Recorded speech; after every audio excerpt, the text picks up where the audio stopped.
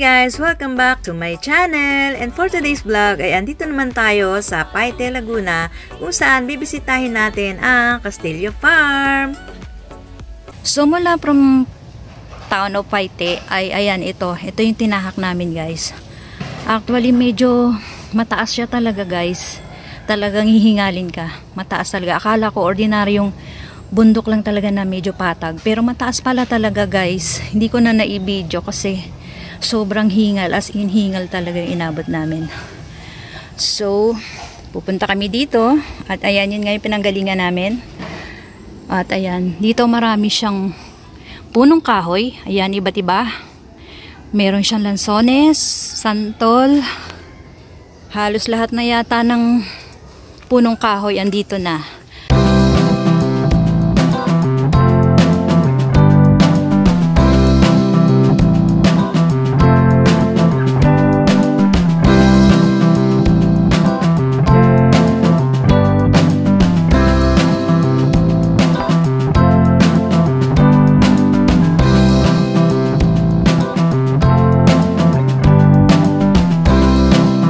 Ito guys, ito yung mga manok na nangingitlog. Ang tataba, grabe. Yan, ito, dito sila kinukulong guys. At sobrang sasarap ng itlog nila guys. Hindi siya ordinaryong itlog. Sila yung mga nabibili ng mga itlog na parang organic yata yung tawag doon guys. Yan, siya yung medyo kulay gold siya. At ayan, nakakatuwa oh. Yun oh, mga nakatingin pa sa akin. Ayan. Hindi ako makapasok. Gustuhin ko mo pumasok. Ito yung gate niya. So natatakot ako. Baka makawala sila. So ayan na lang. Panoorin na lang natin. Tapos ito yung piggery. Yan. Tapos ito yung bahay ng kanilang caretaker. Another piggery.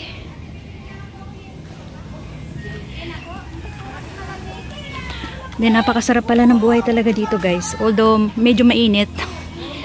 Parang yung simoy naman niya malamig. So, ito. Nabakante na yung mga kulungan ng baboy. Kasi parang nagkaroon sila ng sakit guys. O anak! Yan. So, ang dami nilang manok dito. Ito. Ano ba tawag dito? Ate, ano ba tawag sa ganitong manok? Ate! Anong tawag sa ganitong manok? Tagalog po.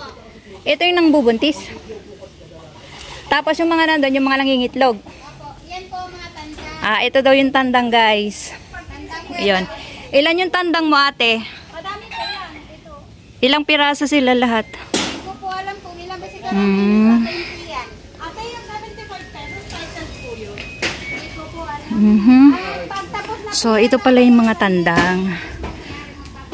Parang ano, pinapangitlog nila yung mga manok nila dun sa kulungan. Tapos ito panabong, no? Interviewin natin si ate. meron po kasi binintag yan isa. Ate, sa isang araw, ilan yung nai-produce nilang itlog? Ano lang po, 21. 21 na itlog? Oo, 21. Tapos po, Kada isang manok? ay hindi po. Alin po yung... Yung nangingitlog doon? Maghapon na po yung 21 silang lahat. Sa silang lahat, 21 araw-araw. Konti lang po ang nangingitlog dyan. Tapos ano yung kinakain nila? Pigs po. Pigs. Nandito Hindi sila, di ba sabi ko makain daw ng ano? mga gulay-gulay. Yun, gulay-gulay. Damo. Tapos yung pinoproduce nilang itlog, yung mga kulay gold. Apo, ayun po. Tawag doon, ano tawag sa ganong itlog? Kulay brown? Organic? Organic. Organic egg. Yan. Tapos, nangunguha siya ng lasones. Yan. Tapos, ito yung hapunan namin. Hapunan ba? Tanghalian. Yan, meron tayong native na tinola. Tapos, ito guys, yung yung itlog nung pinakita ko sa inyong manok. Yan. Meron tayong pritong tilapia. Tapos, meron tayong itlog na pula. Ay, ano yun? Kakao? Kakao yun? Tapos, meron tayong soft drinks. Ayan. Nagbibideo ako. Kuya Di. Oh. Ikaw din nagabot man sa ate. Ano sabi? Palagay ako ng iba pang lansones dito. Tapos guys, punta naman tayo dito sa Pinagbababa lang. medyo baba. Ayun, meron pa pala ditong mga bibi naman dito. Ate, ito nangingitlog din. Apo, nangingitlog po yan. Ito, mga nangingitlog. Ilan naman yung pinangingitlog nila? Ito naman yung mga itlog nila, yung ginagawa namang balot. Mamaya lang po, hagisan ko ng patuka para lumapit po. Hagisan daw niya natin ng patuka. Diyan. Diba guys, basta mayroon kayong farm na ganito, buhay na kayo dito. Kaya lang, dapat sanay kayong mamuhay sa bundok. Pero, nakakasigurado naman na mabubuhay kayo. Kasi pag nangitlog tong mga to, makakapag-produce sila ng mga itlog na pwede nyong ibenta guys. Pwede nyo rin pang ulam. So, walang problema. Ayan o. Nag-iingay si Tandang. Ate, para saan yung tubig na yun sa ano? Ano po yan? Yung pampaligo lang po yan ng mga So yung tubig na yun, yung lumalabas dun sa kawayan. Diretso dun. Dun sila umiinom ng tubig. Ayan, hinagisan na ni ate So, ayan. Vlog to te. Diba? Nakakatuwa, So, saan nyo binibenta te yung mga itlog? Yan po, hindi po. Pinapadami lang. Pinapadami, hindi pinangingitlog. Pinapadami lang po siya. Ano ba tawag dyan? Itik? Pato. Pato. Pato pala siya. Hindi, parang ano siya, pwedeng gawing kaldereta, no? So hindi siya pinangingitlog. Nangingitlog lang siya, pero hindi binibenta. Hindi. Parang ano lang talaga. Pag may gustong magkatay. Magdadala daw po kami ng itik, isang dosena. Shoutout naman. Shoutout nga pala kay Tita Baby, salamat sa itik. Okay. Dalawa. Thank you ka napakabait ng tita mo. Biruin mo, bibigyan tayo tigi-isang pato. Ano pa? Pato yan. Tapos, tigda 2 tray daw na itlog. Pero babayaran. Ito guys, yung kubo ng caretaker. Tapos, ito daw. So, mula dito, ate, saan nanggagaling yung tubig? Sa ilog po. Ang galing libre pati tubig dito guys yun, mula doon may lumalabas na may dumadaloy siyang tubig papunta doon sa pinakita ko sa inyo guys, para nagkaroon siya ng pond na doon sila iinom. So doon yung kanilang pwesto sa mga pato naman guys. Tapos ayun, nagpapa-harvest ng asa na si kuya. Asa na yung nangunguha ng lansones? Ayun si kuya, nangunguha ng lansones. Kuya, shout out kuya. Uy, ang galing. Diba, sarap ng buhay dito sa bukid. Bukid baga, sa bundok. Ayun, may sabungero. Parang gusto mong iuwi yan Ma. Uwi mo na. Wala naman tayong ebidensya. Wala tayong ebidensya, hindi ka naman naka-video. Hindi. Wala nakakita. Baby, mag-uwi ako ng manok. Wala. Mabibilang pa ba yun? Huwag mong subukan. Masisira ang buhay mo. Hindi na nila mabibilang yun. Natural, kinikwenta niya. Ate, ano naman tong kulungan na to? Sa manok ulit na nangingitlog. So, dito, yan, dito sila nangingitlog. Yan, ito yung pinaka-hatching area nila. Yan, di ba? So, ayan, ito yung kanilang maternity clinic. Yan, dyan sila. Di ba? Tapos ayun, hindi ko alam kung pwedeng inuman ng tao yan, pero mukhang napaka-presko ng tubig na lumalabas, guys. Parang sumahod lang tayo dito ng baso, mineral water na yung labas, diba? Pero wag, mahirap, baka may mga pups ng kalabaw. So, ano pa? Ito guys, anong ipapalo nilang channel mo? Promote mo na. Anong channel mo? Channel 5?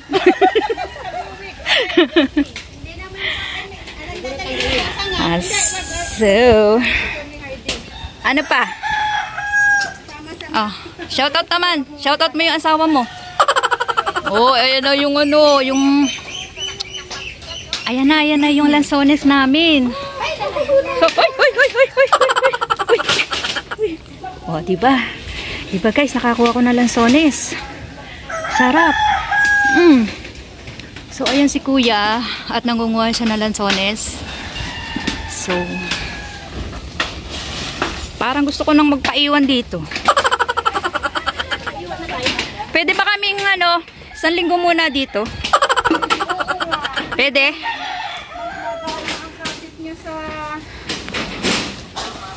At andito balik tayo sa ating dining area. At nagluto si ate ng manok na tinola. Wow! Ayan, may nagpapasalamat sa iyo. Yan. Ate, ano yung kakao? Ano yung kakao, ate? Ano yan, hinog na yan? Pwede opo, hinog na po yung kakao. Oh, mayroon pa tayong souvenir na kakao. Pwede ba ipapakin?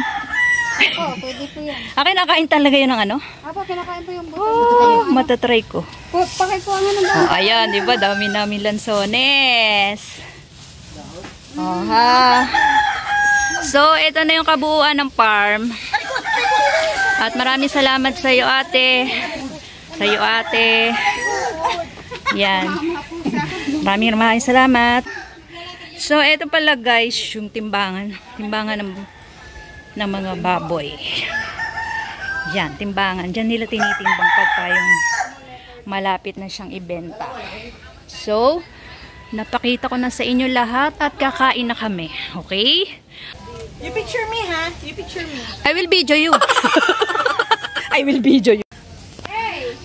Ayan guys, so meron kaming sinamang taga-ihaw. Ayan, napakaganda ng aming hinar na taga-ihaw, oh. Oh, wait lang daw at magpapaganda pa yata. Ayan, nakalimutan ng iihaw niya. Anong gagawin mo? Magme-makeup ka pa yata? Ay, alam ko na, magsi-shades yan. Shades! Magsi-shades daw siya guys kasi kailangan kasi maganda yung nag-iihaw kasi hindi namin siya pasasahurin pag hindi siya maganda. Oh, yan. Yung diba? Parang Amerikano yung taga-ihaw natin. Apa. Wala pa po pala ito? Expert yan kuya sa pag-iihaw. Nagtrabaho yan sa ano? Jerry's Grill. At ito yung kanyang iihaw. Yan. Liempo po. Liempo. Ayan, ito, diba? Sarap to sigurado. Kuya! May Ate, ilang taon na kayo dito? Ilang taon na kayo dito? May kalamansi po tayo dito. Kapatid ko lang po. Kapatid, yung caretaker. Nakarating ko lang din ng Sabado. Meron kuya. Okay. May rapat Galing ka pa. Mindanao. Galing kayo Mindanao, ate? Meron na. Doon man kasi ako nakasawa. Nagbabakasyon ka lang. Kakain na kami guys. At ayan, nakakamay kami. Mekos tayo guys. May mekos. Mekos. Hindi ko alam, nababasa ko lang sa Facebook. Kakain na kami, nakakamay. Yan, ganyan ang buhay probinsya. Buhay probinsya, may soft drink.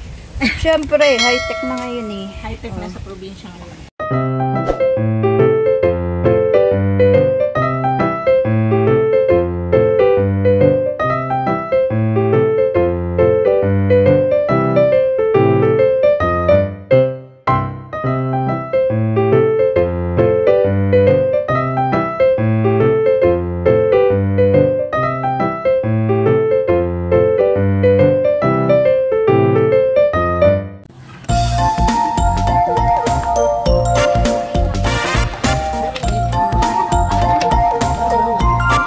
Okay lang naman. Okay lang kuya, wag na. Dito na lang. Uy, ang dami, ang tataba. Ay, takot ako sa manok. Ate, nanuno ka, batil? Hindi po yan nanunuka. Baka ako nanuno ka. Baka ako ito kainin nyo. Po yan. Okay, manuno ka. Ito guys, yung mga Rhode Island daw na nangingitlog siya ng organic eggs. Yan. Bali, Harap, maliwanag naman. bali pinaiinom lang sila ng... Ano nga ate, ang pinaiinom nyo dito? Yan po, ito pong kulay na to, 1,000 po yan. Egg 1,000 pinapainom nila dito. Tapos, bali yun yung pampaitlog. Yung sa taas, vitamins. Tapos, meron silang vitamins na pinaiinom. Tapos, ilang days bago sila mangitlog. Araw-araw po nangingit. Araw-araw nangingitlog. So, maganda pala talagang mag-alaga ng ganito. Ito po yung hinati, kung pinahati sa amin gawa nga Kasi po, nangingitlog puti, sila. bubukod. Yun yung pinaiinom nila. Egg 1,000 at saka Vitamins po. vitamins. Yan Araw-araw pinaiinom nyo. Sa gabi lang po ay tira nila yung kagabi. Kaya hindi muna namin tinatapon, sayang. Tapos ito itlogan nila to. Opo, itlog. Itong mga Yan, baskets. dyan lang po. Hindi pa po naayos to gawa. Marami kaming ginawa. Ang galing, araw-araw pala silang nangingitlog talaga. Dyan So, lang po sa isang pugadan. Nangingitlog at isa rin doon sa taas. So malaki palang kita sa Lahat po ganito sila talaga. tinagaan. Magkano pag bumibili ng sisiw nito? 800 daw po ang isang yan eh. Ang isang sisiw? Hindi po, ganito nakalaki. Ganyan na? Mm. Binibili ganyan nakalalaki? Opo. Pagsisiw po kasi hirap buhayin po yun. 800. Mahal din pala, no? Pero, ang dami, So, magkano rin yung halaga nito, Ilang piraso yan lahat, nung binili? 49 na lang po yan. Namatayan po kami isa. Gawa ko nagkasipon. Bali 50, yung binili nyo. 50 times 800. Magkano yun? 50 times 800. Na po ang nagbayad. 800 times 50. So, ayan. Bali ang kinakain nila, ate. Yan po. Kumakain. Mga halaman. Damo. Tataniman pa po namin ng Carabao grass yan. Naghahanap pa. Tsaka di ba mayroong itinatanim na yung binili sa Shopee ata? Ano ba yun? Yung, sa baboy pala yun. Sa baboy pala yun. Carabao grass po pinatatanim sa amin dito. Carabao grass. Opo. Kasi bibili pa po kami. Ang sabi sa Ang galing, ano daw po yata, 75 daw po yata ang isang ganyan ng kalapad. Na Carabao grass? Opo. Tapos tatanim po namin dito. Tapos yung yung Madre Agua, yun pinapakain po namin. Madre de Cacao. Di ba yun? Madre Agua po, hindi naman po yung kinakain. Kasi Akala ko yun. Madre Agua po. Madre Agua. Yun yung sinasabi ni kapatid ko. Ito po lalagay pa po namin ng Madre Cacao paikot. Paikot. Ng Madre Agua rin po. Dito din po ilalagay. Hello. Iba kulay, no? Pag linapitan, kala mo Ate, saan galing yung mga manok na yan?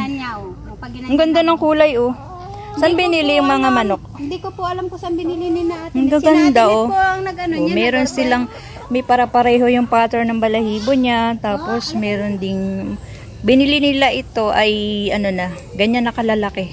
Tapos, pinaiinom na lang nila nung egg 1,000. Tsaka vitamins. Yan. And then, araw-araw silang nangingitlog. Araw-araw din po. Araw-araw. So, sa isang araw nga, ate, ilan yung lang po, pinoproduce nila? gawa lang po ang nakukuha ko ay may 24, may 24. 25. Sa lahat-lahat na, no? Opo. Ang pinis lang po makukuha ko minsan ng 20, gawa kinakain nila ang 3. So, bali, maabot ng isang tray kada araw. Hindi po. Kulang na lang po ng 7 peraso bago mag-isang tray. Kulang ng 7 piraso para mag-isang tray. Pwede na rin sa isang linggo ilang piraso. Magkano isang tray? Sabi natin daw po, 8 daw yata bibili. Sa puhunan, pag may umangkat dito, 8.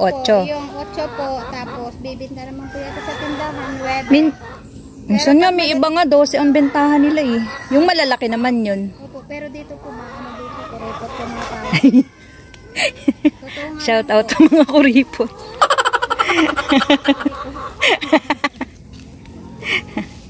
Ang ganda ng balahibo. Saan isang tray, 150 nga lang po. Ay, hindi ko po binigay. Ayaw po nga. Mahal lang itlog ngayon, Kahit nga yung mga white na itlog, Tara natin sa labas. Patuka nga lang po, bili dito ng isang sakong patuka, 1.7. Tapos, 55. Tapos ilang buwan nilang nauubos yun? 1 month po. 1 month. Malay mo, magkaroon din ako ng poultry balang araw sa pangarap. Salamat ate.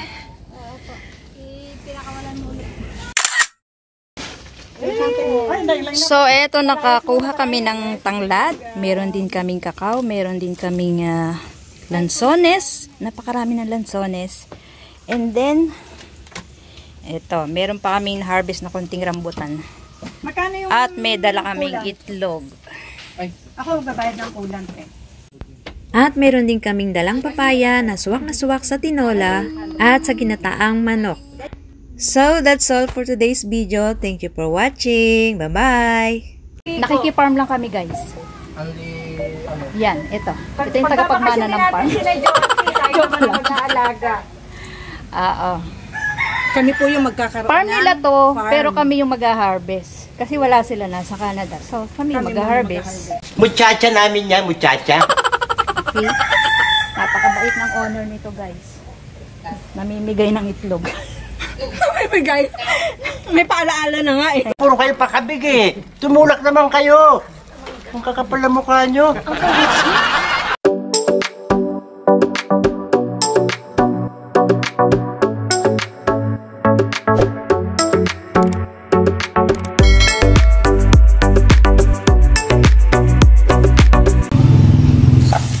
Guys, ito yung mga nakuha namin lansones. Ayan, nilalanggam siya, guys. Kaya ito, nililinisan ko siya ng tubig. Kasi, ito yung patunay na matamis talaga yung lansones ng paite. At ito pa guys, yung iba namin nakuha, may konting rambutan, may kakao, mayroong konting papaya, at hindi rin namin pinalagpas yung tanglad. Kasi kung bibili natin yan sa palengke, aba, medyo mahal din So, yun. Sayang naman kung hindi kami kukuha.